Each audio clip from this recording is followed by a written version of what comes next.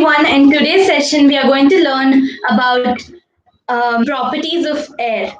So, I'm going to teach you three properties of air today. That those are here, as you can see. First is that air has weight. Second is air occupies space, and third is air exerts pressure. Okay, so as given in the description box down below, I'm going to be showing some experiments as well. Okay, so let's see. Now, first, these are the properties as we saw. So let's read about. I want to share some information about them to you. First, let's see about air has weight. Okay, so weight is what? Weight is the measure of heaviness of a thing. Okay, so then now the heavier a thing is, the greater its weight is. Do you know that even air has weight? So many things have weight, but have you ever imagined can air have weight? Yes, it can. So let's have an experiment. Okay. So for this experiment, the materials required are we need a stick. Okay. On one side, we need to tie an inflated balloon, and on the other side, we have to tie a deflated balloon. Now, let's see which is heavier. So I have my setup ready. Okay, so as you can see, I'm holding the stick now. Now, when I've attached the stick string to the middle so that we can see the results more clearly. It's directly in the middle. Okay, and one side there's an inflated balloon here. There's an inflated balloon, and here's a deflated balloon. Now I'm going to leave it. See the inflated balloon. The side of the stick that has an inflated balloon goes down. So that shows that air has weight. So which could be the possible reason? What is the reason for this? So the reason is air has weight, because of which the stick tilts to the side with the inflated balloon. Okay, thus we can conclude with this experiment, we can conclude that air has weight. So the experiment for this is correct. Okay. Now next is air occupies space. So I have some information here. So how can air occupy space? Isn't that interesting? So let's see. The shape of a balloon changes when we blow air into it. Why? Because the air fills the space inside the balloon, and that's it. What can you say? It like what this air expands the balloon size, right? It causes it to expand, because of which the shape changes. Okay, so let's explore if an empty glass actually has anything inside it. Okay, so let's see. I'll just move the camera down. So as you can see here I have a small tray which is filled with water. Okay, see there's water. Yeah. So we need to take a tray with water, and we need to take an empty glass. Okay. So I didn't have a transparent glass, so I took this, and we can find out and we can see if there is any water inside it. Okay. So I'm gonna bring it closer for a clear look, and I'm gonna give me a second. I'll just set the camera. Yes.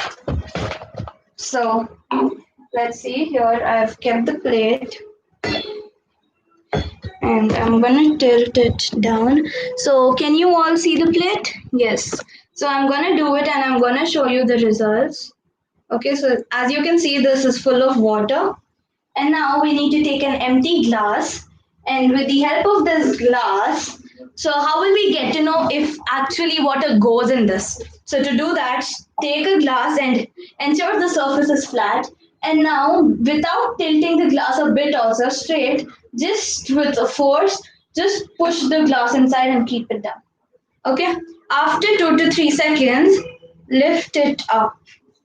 So now there could be water on the outer surface, right?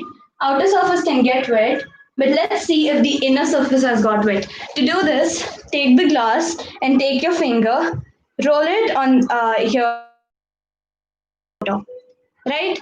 So that is what when we keep it totally flat inside, um, as we keep it totally flat inside.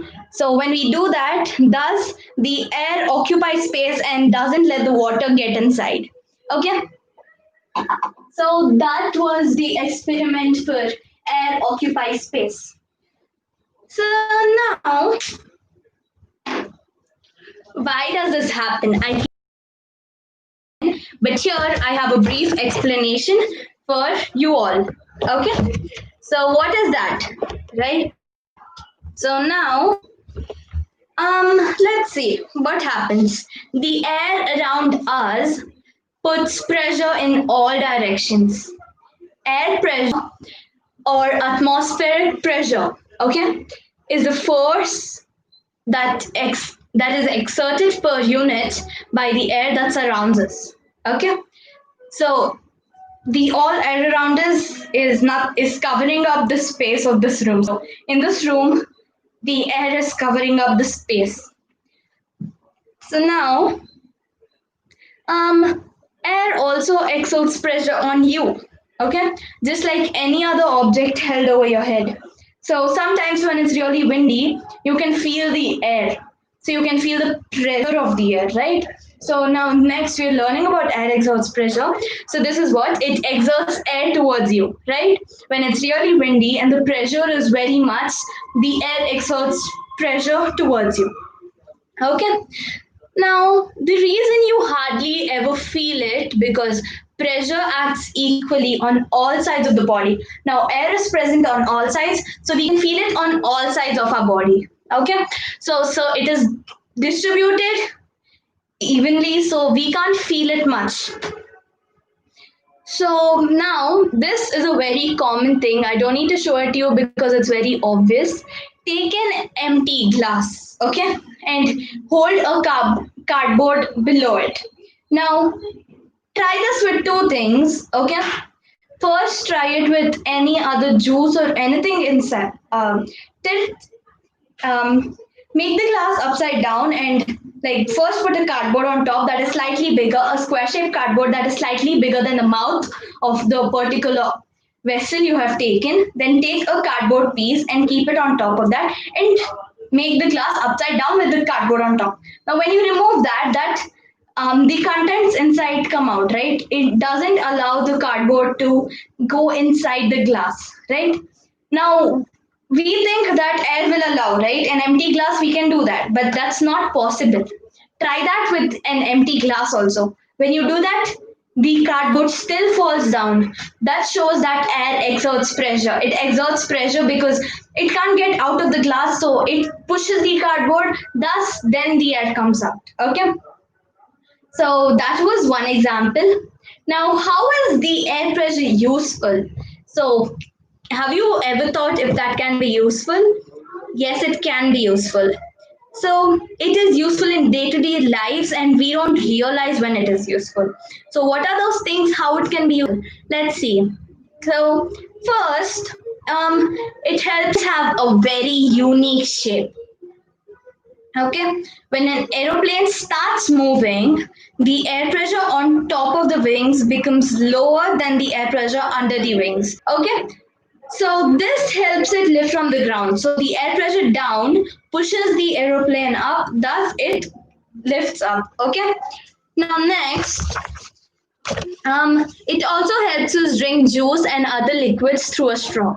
When we suck liquid through a straw, it creates an area of low pressure around the straw that is higher than the pressure inside the straw, which pushes the liquid into the straw. So when we suck it, the air is also coming, thus the liquid also comes with the air. Now the compressed air in tires of automobiles, that is in the cars or the bikes, exerts more pressure and helps them to move smoothly. Okay. on roll. So that air pressure, if there's no air in the tire, we can't move, right? The vehicle can't move. So that's that pressure, the air inside the tire helps it move. Now there's one last example that I have. It helps to fill medicine in droppers. We use droppers to fill our medicines, right? So have you ever thought how does that happen? When we press that, the liquid comes inside. How does that happen? Because of air. Okay, the working of pistons, syringes, sprinklers, cisterns, vacuum cleaners, hand pumps. Now during this time, the sanitizer bottles, so many things all work through air. Okay, so this was how they were useful. And now fact time. I have a very interesting fact for you all. The atmospheric pressure on Venus is 92 times more than the Earth. So here only we feel enough air. In Venus it is into 92. So it's 92 on Earth. Isn't that really wonderful? Now that was the end of our lesson. Hope you understood. Comment down below if you have any doubts or if you want to share your thoughts with me. Also, tell me which session you want me to do live streaming for next. Be sure to smash the like button and subscribe to my channel if you haven't yet. I'll be back with more stuff and easy explanations. Thank you and goodbye.